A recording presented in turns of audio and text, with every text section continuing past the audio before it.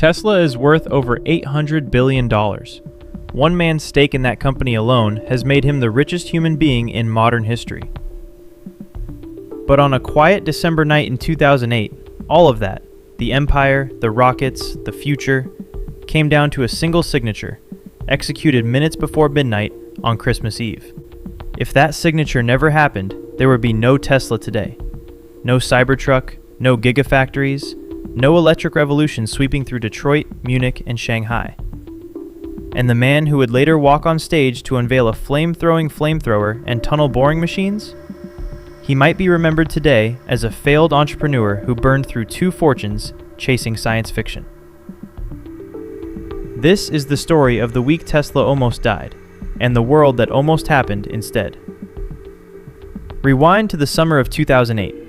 The global financial system is collapsing in real time. Lehman Brothers is weeks from filing the largest bankruptcy in American history. Credit has frozen solid.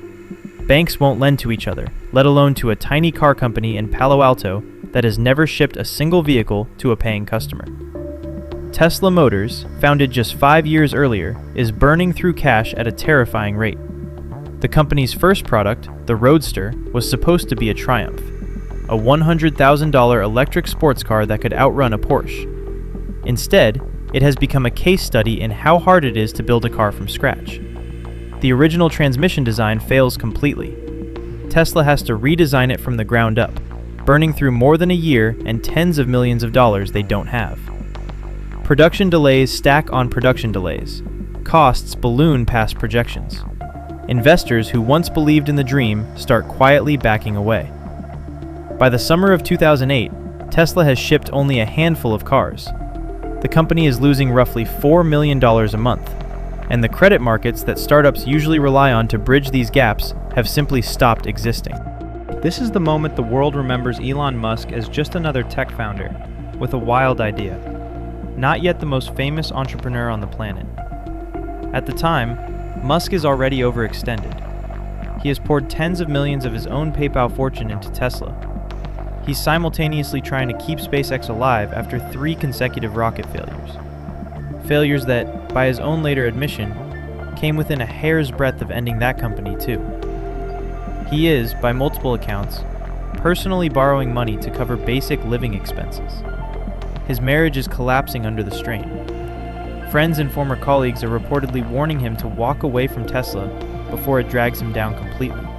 This is the part most people don't know. The same month Tesla is fighting for survival, SpaceX is preparing for its 4th and absolute final attempt to successfully launch a rocket into orbit. After 3 failures, the company has run out of money for a 5th try. 2 companies, 1 founder, both on the edge of the same cliff in the same season, with no safety net underneath either of them. If SpaceX's 4th launch fails, that capital and the confidence behind it disappears. If Tesla can't close its next funding round, the company runs out of cash within weeks. On September 28, 2008, SpaceX's Falcon 1 finally reaches orbit.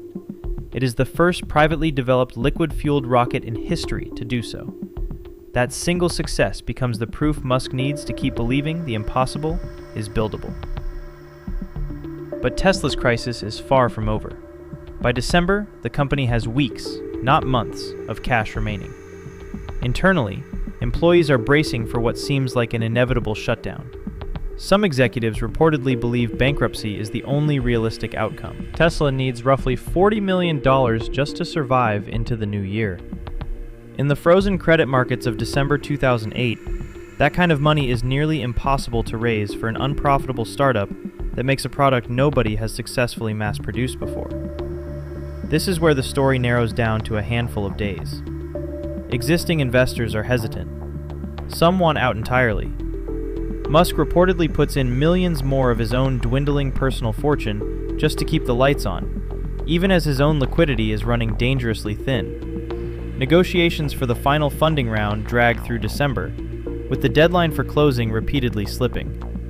Multiple reports describe the round as nearly falling apart at the very last moment, with terms being finalized and signed in the final hours before the absolute cutoff. On Christmas Eve 2008, with employees waiting to learn whether they would have jobs in January, the round finally closes. Tesla survives by what insiders would later describe as a matter of hours, not days. Now here's the part of the story that should make every viewer sit up. That round wasn't a sure thing. It wasn't guaranteed. It wasn't inevitable. It was a coin flip that happened to land the right way. So let's flip it the other way. Welcome to the wealth fork. In this timeline, the December 2008 financing round collapses. Maybe one key investor gets cold feet a day earlier. Maybe a single term sheet negotiation drags one extra week into January, past the point where Tesla's cash reserves hit zero. In the brutal liquidity crunch of that winter, it would have taken almost nothing to tip the outcome the other way. Tesla Motors files for Chapter 7 liquidation in January 2009. The Roadster program is shut down mid-production. The remaining unfinished vehicles are auctioned off in bulk to recover pennies on the dollar for creditors. Tesla's patents, its battery pack engineering, and its powertrain technology are sold off piecemeal, likely scooped up cheaply by larger players who see the parts as more valuable than the company ever was. The American electric vehicle industry, as we know it, simply does not exist for the next decade. Here's why that matters more than people realize. In 2008, no major automaker believes electric vehicles are commercially viable at scale. General Motors had already tried and killed the EV one a few years earlier. Nissan's Leaf wouldn't arrive until 2010, and even then only as a cautious, limited-range compliance vehicle, not a serious bid to reinvent the car. Tesla wasn't just another car company.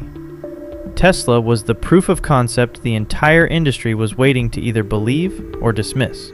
Without Tesla surviving 2008, that proof never arrives. Legacy automakers spend the 2010s the way they spent the 2000s, treating electric vehicles as a compliance checkbox, a tiny halo product to satisfy regulators, not a real business. There is no Model S in 2012 to prove that an electric car can out-accelerate a Ferrari while seating a family of 5. There is no moment where Consumer Reports gives an EV its highest rating ever recorded. There's no public proof point that batteries, not just gasoline, can deliver real luxury and real performance. Without that proof, the entire EV transition slows by what experts in this counterfactual would likely estimate as 5 to 7 years.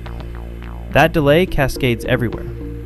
Battery technology investment, which exploded into a multi-billion-dollar global race, largely because Tesla forced competitors to respond, stays sluggish through the early 2000s. Without a serious commercial customer pushing for better lithium-ion energy density at scale, R&D budgets at battery manufacturers stay modest, focused mainly on laptops and phones, not on powering a 4,000-pound vehicle for 300 miles. The Gigafactory concept, building battery production at a scale no one had ever attempted, never gets built, because there's no company audacious enough, or desperate enough, to bet billions on doing it first. China's battery industry, which in our timeline raced to compete with Tesla's supply chain, instead grows more slowly and cautiously, without an American competitor forcing the pace. The ripple reaches climate policy too. Politicians and policymakers throughout the 2000s consistently point to Tesla as proof that clean technology can be both profitable and desirable. Not a sacrifice, but an upgrade. Without that cultural symbol, the political argument for aggressive EV incentives weakens. Subsidies and infrastructure investment move slower, because the public narrative around electric cars stays tied to slow, boxy, good enough compliance vehicles, rather than aspirational status symbols. Autonomous driving development slows dramatically as well. Tesla's enormous fleet of real-world vehicles constantly gathering driving data becomes one of the engines that pushes the entire self-driving industry forward through the 2000s and 10s. Without that fleet and that data pipeline, autonomous vehicle research stays concentrated in academic labs and a handful of well-funded but cautious corporate programs, advancing at a noticeably slower pace. Now to the personal side of this story, because this is where it gets even more dramatic. Elon Musk's net worth in early 2008 was already a fraction of what it had been at the peak of his PayPal-era wealth, much of it consumed by the very bets we're discussing. Tesla's bankruptcy in this timeline doesn't just erase a company. It erases the asset that, within a decade, would become worth more than every other automaker in the world combined. Without Tesla's eventual success story, Musk's personal brand changes entirely. He's remembered, fairly or not, as the founder who bet too much on two impossible industries at once and lost one of them. SpaceX may still survive. Its 2008 launch success stands on its own. But without the cultural momentum, media attention, and personal capital that Tesla's success generates for Musk through the 2010s, even SpaceX's growth trajectory likely slows. Many of Musk's later ventures, the ambitious capital-intensive bets that depended on his reputation, his stock-backed borrowing power, and his ability to attract talent and investment based on Tesla's success, simply don't get the same fuel. Some of those companies may never get founded at all. And here's the wealth number that should genuinely shock you. In our actual timeline, Musk's Tesla equity alone, at its peak valuation, made him briefly the richest person on Earth. Wealthier than oil magnates, wealthier than generations-old family fortunes, wealthier than virtually every other entrepreneur in modern history. In the bankruptcy timeline, that wealth simply never materializes. Not redistributed, not delayed, just gone. Along with the wealth created for every early Tesla employee who took stock options instead of higher salaries, every supplier who scaled up around Tesla's growth, and every investor who bought in during the lean years and held on. Multiply that loss across an entire ecosystem: battery suppliers, software engineers, charging network builders, EV-focused venture funds, and you start to see how one bankruptcy in 2009 could have quietly erased hundreds of billions of dollars in wealth that, in our timeline, actually got created. That's the staggering part of this story. It's not that Tesla almost failed. It's that an entire decade of climate technology, automotive disruption, and wealth creation balanced on a single signature, on a single night, during the worst financial crisis in 80 years.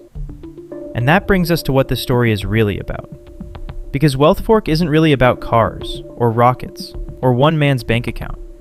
It's about the moment before the outcome. The moment when nobody, including the people involved, knew which timeline they were about to live in. Here's the first lesson, and it's an uncomfortable one. Survival is rarely a sign of inevitability. It's usually a sign of a coin flip that happened to land the right way, after every smart decision had already been made. Tesla didn't survive 2008 because the business model was obviously brilliant. Plenty of brilliant business models die in liquidity crunches. Tesla survived because, in the final hours, just enough capital arrived just in time, during a financial collapse that killed thousands of companies with arguably stronger fundamentals. That's not a story about genius. That's a story about exposure to risk, combined with the willingness to keep going after most rational observers would have walked away. Second lesson: the biggest asymmetric opportunities almost always look like terrible ideas in the moment. In December 2008, betting on an unprofitable electric car startup run by a man who had already lost a fortune on rockets during the worst banking crisis since the Great Depression was about as unappealing an investment thesis as Wall Street could imagine. The investors who said yes anyway weren't betting on certainty. They were betting on a small probability of an enormous outcome, understanding that if they were wrong, they'd lose what they put in, but if they were right, the payoff could be 1,000 times larger. That asymmetry, small downside, theoretically unlimited upside, is the exact shape of every legendary investment in history. And it's also the exact shape of every investment that feels irrational right up until the moment it isn't. Third lesson: capital structure and timing kill more good ideas than bad strategy ever does. Tesla's near death wasn't caused by a flawed vision. The Roadster, for all its delays, eventually worked. The technology was sound. What nearly killed Tesla was running out of cash at the exact wrong moment in the credit cycle. A problem of timing and runway, not of product or vision. This happens to founders, to investors, to everyday people managing their own finances. The idea can be right. The timing can still be lethal. Surviving long enough to be proven right is its own skill, separate from being right in the first place. Fourth lesson, and maybe the most important one: conviction under pressure is rare precisely because it's expensive. putting more of your own dwindling fortune into a company that's hemorrhaging cash during a global financial collapse, while your other company is also fighting for its life. That's not a decision a textbook would recommend. Most financial advice would call it reckless concentration of risk, but it's also, in hindsight, the decision that created one of the largest fortunes in modern history. This doesn't mean recklessness is a strategy. For every Tesla, there are countless companies that made the same all-in bet during the same crisis and simply disappeared, never to be discussed in a documentary, never given a second chance by history. The honest lesson isn't, bet everything and you'll win. The honest lesson is that extraordinary outcomes are almost always sitting on the other side of a moment that looked, at the time, like it could just as easily end in total loss. The investors and the founder who lived through Christmas Eve 2008 didn't know they were about to create one of the great wealth stories of the century. From where they stood, it looked exactly like the kind of decision that ends careers, not the kind that starts empires. That's the part of investing, and of life, that no spreadsheet can fully capture. The strange thing about history is that it feels inevitable once it's over. Tesla's success feels obvious today. Of course electric cars won. Of course investors made fortunes. Of course Elon Musk became one of the most influential entrepreneurs of the century. Except none of that was obvious in December 2008. Back then, Tesla looked exactly like the kind of company people are taught to avoid. It was losing money, missing deadlines, running out of cash, and fighting for survival during the worst financial crisis in generations. The people who kept believing weren't rewarded because they could see the future. They were rewarded because they were willing to act while the future was still uncertain. Because that's where extraordinary outcomes live. Not in certainty, not in consensus, but in the uncomfortable space between possible failure and extraordinary success. The difference between bankruptcy and a trillion-dollar company wasn't destiny. It wasn't luck alone. It wasn't even technology. It was a decision, a handful of signatures, and one Christmas Eve that almost went the other way. If stories like this change the way you think about money, investing, business, and the hidden decisions that shape our world, subscribe to Wealth Fork. Every week we explore one decision, one turning point, one fork in the road, and show how it changed everything. Because the next great story is already happening somewhere, and most people won't recognize it until it's too late. One decision, two futures. This is Wealth Fork.